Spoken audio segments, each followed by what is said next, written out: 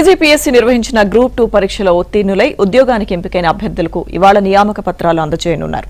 హైదరాబాద్ శిల్పకళా వేదికలో జరిగే ఈ కార్యక్రమంలో తెలంగాణ ముఖ్యమంత్రి రేవంత్ రెడ్డి ఆయా అభ్యర్థులకు నియామక పత్రాలు అందజేస్తారు. ఈ నియామకాల్లో భాగంగా రిజిస్ట్రేషన్ల శాఖలో 14 మంది సబ్ రిజిస్ట్రార్ పోస్టులకు ఎంపికయ్యారు. వీరిలో 4 చార్మినార్ జోన్కు, 4 బాసర జోన్కు, కాళేశ్వరం, భద్రాద్రి జోన్లకు 3 చొప్పున కేటాయించారు.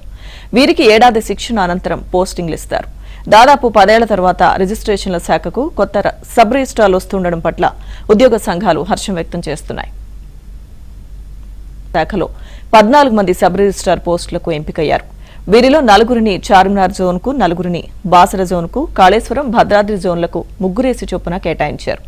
వీరికి ఏడాది శిక్షణ అనంతరం పోస్టింగ్లు ఇస్తారు.